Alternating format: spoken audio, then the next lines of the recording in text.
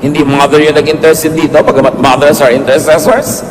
Pero nangungunang pangunahin ng mga ama na tungkulin at pribilehiyo ang mamagitan sa kanilang mga anak at sa Diyos, ilapit sa Diyos ang pangangailangan ng kanilang mga anak.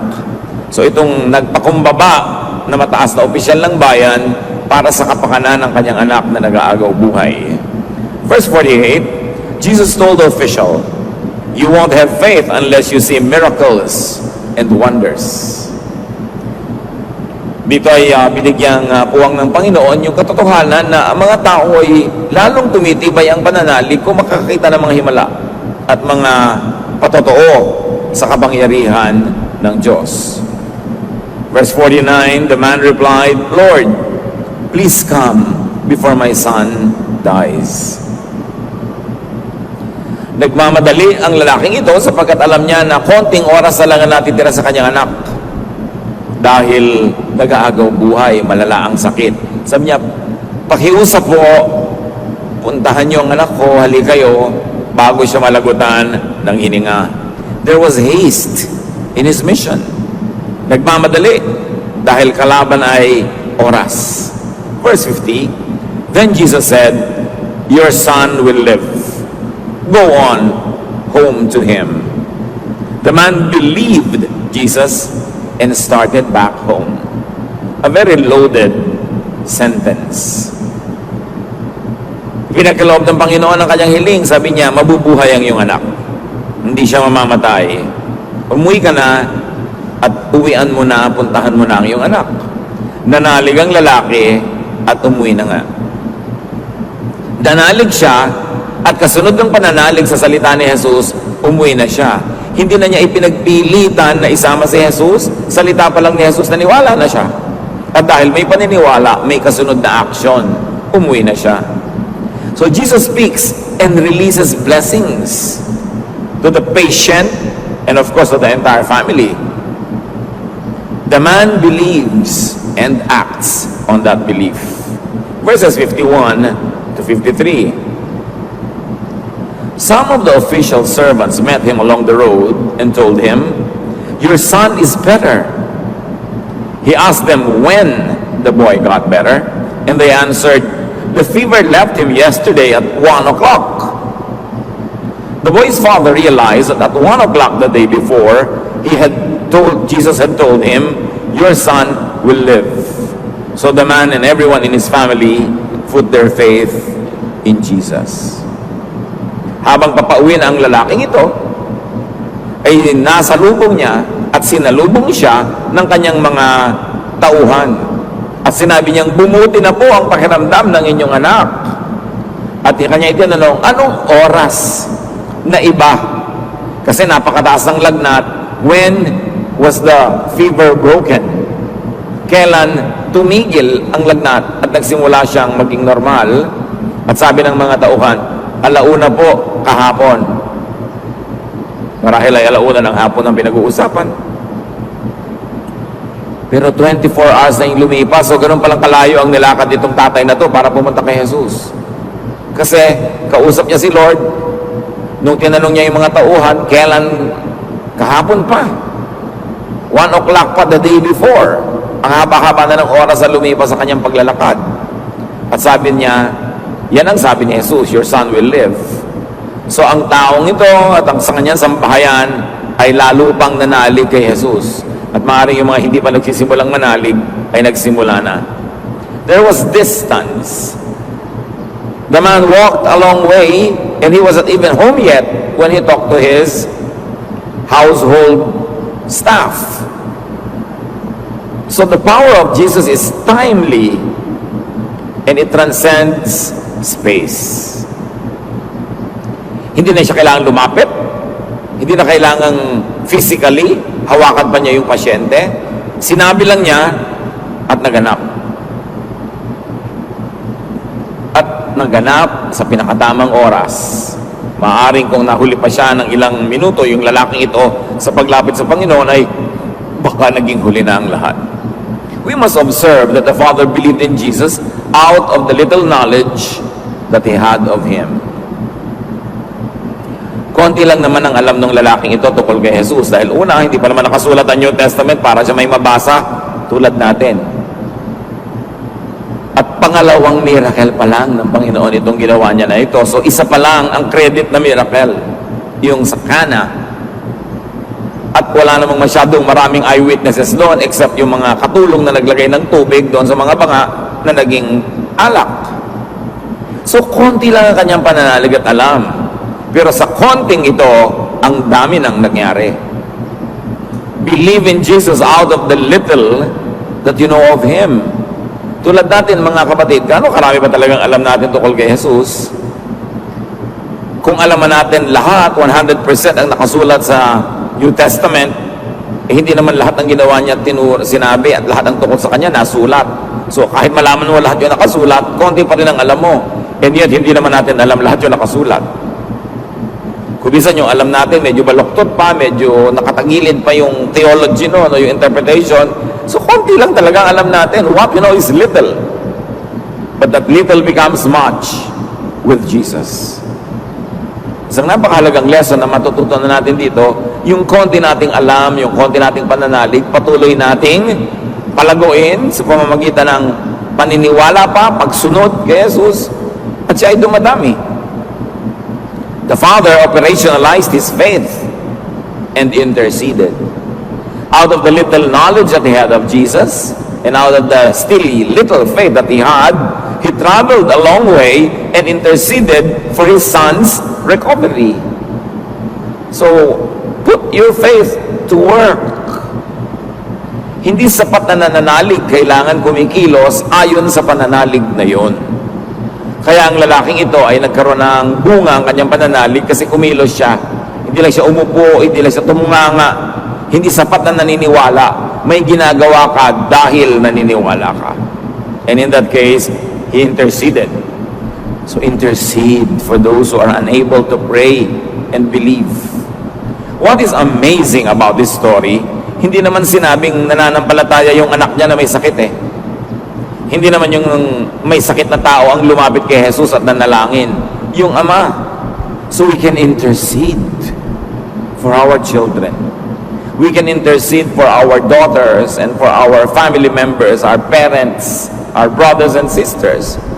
Ang nakinabang, ang naging beneficiary ng paglalakad ng lalaking ito at paglapit kay Jesus ay hindi naman siya, kundi yung anak niya. Napakaraming nagaganap kung tayo ay lumalapit sa Panginoon para sa iba. Kaya mahalaga na ang mga tatay, ang number one ministry to intercede for your children. Hindi katulad ng nakaugalian sa maraming mga kultura na yung nanay lang ang tagadasal at mga kababaihan. At habang nagdadasal ang mga kababaihan, yung mga lalaki nagkukwentuhan.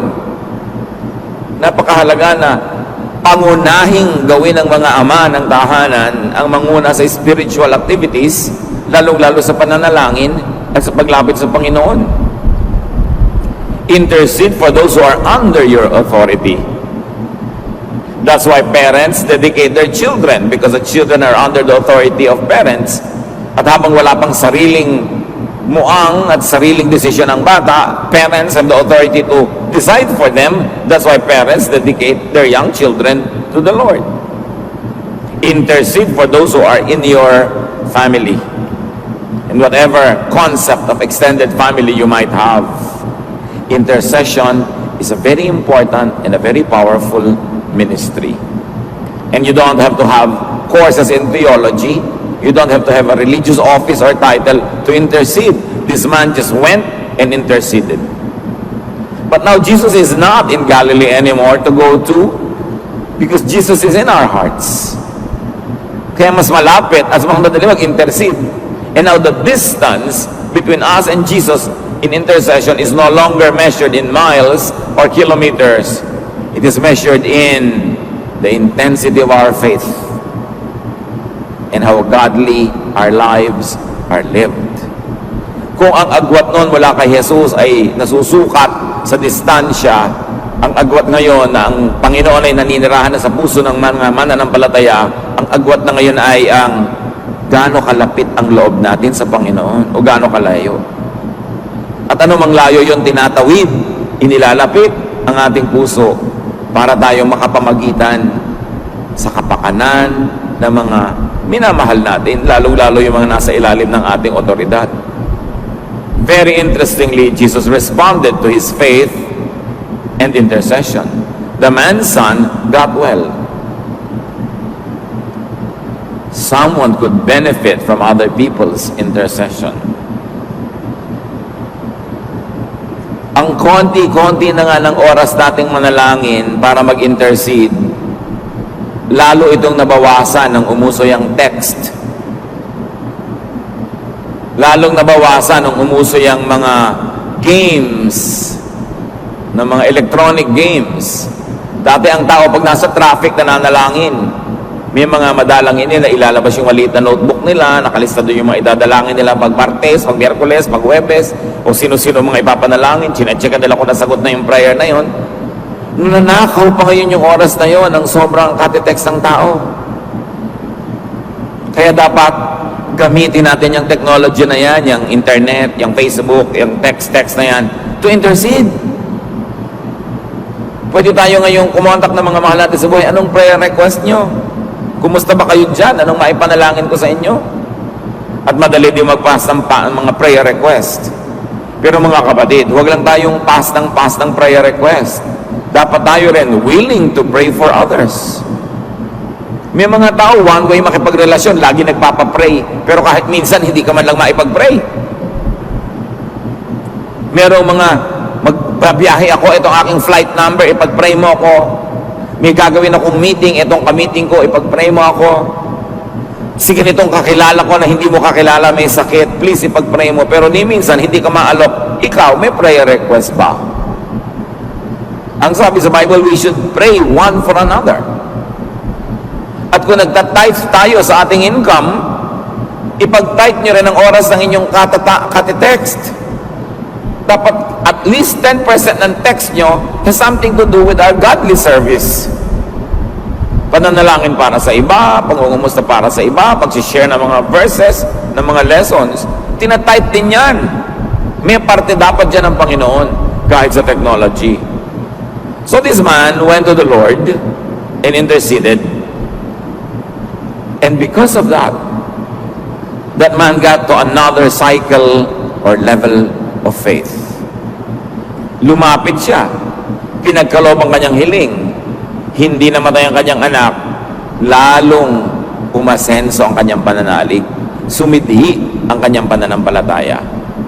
Pag may nilalapit tayo mga kapatid sa Panginoon na very specific, tapos kitang-kita natin kung paano sinagot, doon lumalago ang ating pananalig.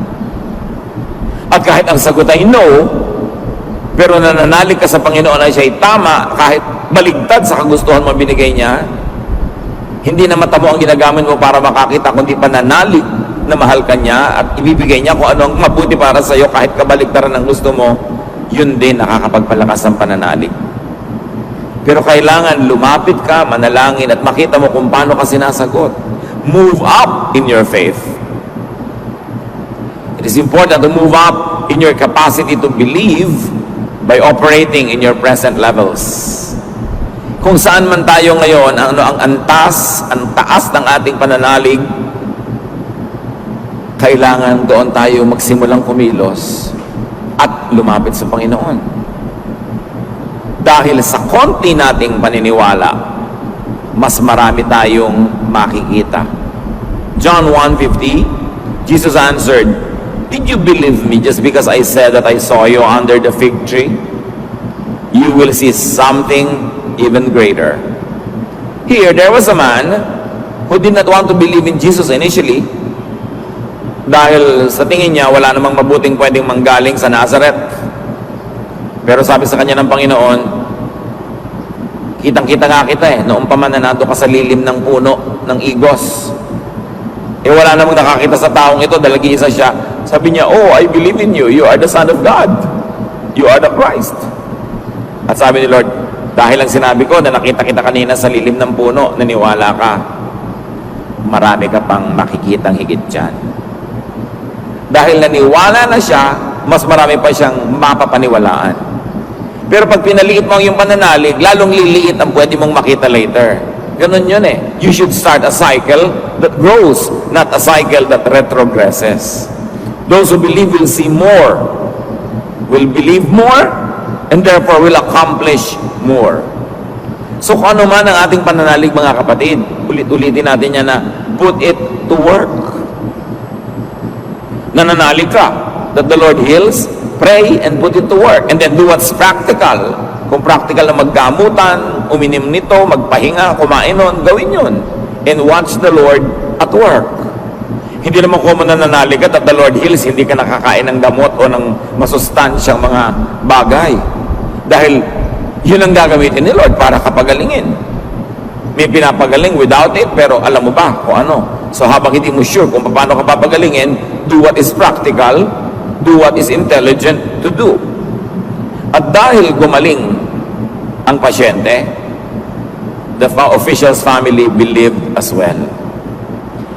So isang nanalig, isang nag-invest sa pananalig na yon, anong investment niya? Naglakbay siya eh. Umalis siya sa kanyang sariling tahanan, hinarap niya yung hirap ng paglalakbay dahil naglalakad lang naman ng mga tao noon, o kung mayaman, may sinasakyan hayop. Pero ganoon pa man, mahirap pa rin yon. At hindi lang yon. Lumayo siya sa piling ng anak niyang nag-aagaw buhay na dapat sana, bawat segundo, bawat minuto, nandun na lang siya dahil nga nag-aagaw buhay. Pero lumayo siya doon sa pananalig niya na maihahanap niya ng lunas kung mailapit sa Panginoon. May investment yung faith. Bawat faith, may pamumuhunan. Meron kang itinataya. Paano ka mananalo kung wala kang taya? Paano ka aani kung wala kang tanim? Paano ka tutubo kung wala kang pamumuhunan? At ganun sa pananalig, mga kapatid. You don't only believe, you believe to the point of investing. Time, talent, treasure, you invest. Those who do not invest should not expect to gain anything. And from this man, we learn a very important lesson. Lead your family to have faith in Jesus. Once more, it was the father, the man of the house, that led the household in believing. Ang mga ama talaga ng tahanan dapat ang spiritual leader. Now, yung pamilya, malaki ang problema. Malala ang kalagayan ng kanilang anak. But what we learn from this story is that difficulties could lead to miracles. Ano namang himala ang makikita mo kung wala ka namang mahigpit na pangangailangan? Kaya ang mahigpit na pangangailangan hindi laging dapat ituring na problema. It could be an opportunity for you to have more faith if only you would practice your faith and put it to work in facing the difficulty. Every difficulty could break us or could make us. Every difficulty could weaken your faith or strengthen it. So, use difficulties creatively, productively, to your advantage. Solve what you can and bring what you cannot to the Lord. Difficulties could lead to faith, or if you already have faith, to more faith. Mga anak ng Diyos, kung meron tayong hinaharap na problema, mabigat na kalagayan, isang pagsubok, ang sabihin mo, wow, merong opportunity ngayon ng Panginoon na patunayan sa akin kung sino siya. Meron akong opportunity na mas makilala ang Panginoon, pero una, magtitiwala ako, mag-i-invest ako. Tulad ng lalaki na yun, umalis siya sa kanyang bahay. Well, every single cell in his body probably told him not to leave the bedside of his dying son. But he left. And he worked hard. He invested. Pag meron tayong kaharap na challenge, this is an opportunity for you to know God more. Do not be discouraged. Do not be afraid. Because Jesus had overcome the world. And remember, because of our limited mentality, what we want is not always what is best. So you go to God in prayer, you ask for what you want, but you accept for what God gives you. It strengthens faith. Faith should not be conditional. That if I get what I want, then I'll believe more. But if I don't get what I want, I will continue to believe. In fact, it's a greater exercise in faith when you don't get what you want. Mas malaking pagtitiwala yon kung yung hindi gusto mo ang nananaig at nasusunod. Pero masarap yung growth na dahil yung hiningi mo binigay. And most of the time, that happens. Difficulties should not always be treated as negative things in our lives. They could be stepping stones for our faith to grow. They are windows through which we can see how God works. They are channels through which God can reach us in dramatic and powerful ways. So turn difficulties into opportunities for spiritual growth. May kasama ka sa trabaho na talaga namang nakakayamot. It's an opportunity for you to develop the gift of patience. The spiritual gift of kindness, forbearance, long-suffering. Opportunity yun. Pero kung may nakakayamot na tao, tapos pinatulan mo, nakipag-away ka, that difficulty became a way for Satan to destroy you, instead of you making it an opportunity for the Holy Spirit to develop your spirituality. The same heat that melts the wax hardens the clay. The same temptation that can make people fall can make you rise above it, win over it, and have spiritual fruits. The same poverty that breaks people can actually strengthen others. The same victory that builds others up could also destroy others. So hindi naman talaga mahalaga kung ano yung dumarating sa buhay natin. Ang mahalaga, paano natin tinatanggap. Paano natin pinoproseso, ano ang ginagawa natin sa dumarating sa ating buhay. Kahit hangin na malakas, kung magaling ang kapitan ng barko, lalo niya may papabilis ang biyahe ng barko niya dahil sa hangin. Pero yung the same hangin na malakas, kung hindi magaling ang kapitan, maaaring tumaob ang kanyang barko. It's not the wind, it's the captain. And it is the sea craft. So yung dumarating sa buhay natin, pare-pareho naman eh. Dumarating sa ating mga kabiguan, dumarating sa ating mga tagumpay, yung lungkot. Merong nadadagdag sa pamilya mo, may pinapanganak. Meron namang nababawas dahil namamatay. Anong reaction mo doon?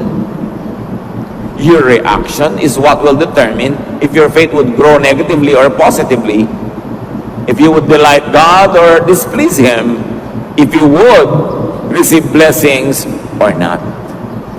So all in all, it's really the attitude that's important. How we deal with what life gives us is important.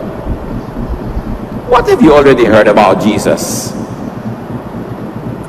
Sa tinagal-tagal nyo na nakakarinig ng mga kwento tungkol sa Kanya, what do we know of Him? Prove to yourself what you know about Jesus. Alam natin na siya yung mabait. Prove to yourself kung paano yun and see how it operates. Alam natin na sinasabi ni Jesus, forgive others. Paano mo malalamang tama siya? Prove to yourself na tama siya by forgiving others. Sinabi niya, isa na lang ang ibinibigay ko sa inyong bagong utos, love one another. How will you know na tama siya? Practice it. Love people. Sabi ni Peter, ilang beses ko pong papatawarin ang aking kapatid na nagkakasala? 7 beses ba? Sabi ni Lord, 70 times 7. Na isang talinghaga na ibig sabihin walang katapusan. You know na yun ang turo ng Panginoon, magpatawad ng walang katapusan. How will you know that it is correct? Prove to yourself that it is correct by doing it. You've got to invest in your faith. You've got to operationalize the faith. Kailangang paandarin yung pananalig na nasa loob lang ng utak para magbunga ng dapat nitong maging bunga. Operationalize that faith. Put it in operation. Put your faith to work. Bring your faith to the point where you could clearly see results. Pag nagpe-pray, be specific. Para alam mo na sinagot, hindi napaka-general lang. Yung mga general, Lord, pasayahin niyo po ako. Hindi mo alam kung sinagot ka na or not. Be specific. The exciting thing about prayer when you're specific is you see very clearly the answer being given to you. And you know when it was given to you. Kaya sabi ng lalaki, kailan bumuti ang pakiramdam ng anak ko? Nung alauna po. Alam niya, sabi niya, yun din ang oras na kausap ko si Jesus. Sukat na sukat, alam na alam. paano hindi lalakas ang pananalig mo kung ganun? At ang isa sa mga pinakamahalagang misyon ng buhay, mga kapatid, ay palakasin ang panalangin at palakasin ang pananalig. Because faith sa inyong mga kaibigan, sino sa inyong mga empleyado, kasama sa trabaho, ang nangangailangang ilapit kay Jesus. Ilapit natin.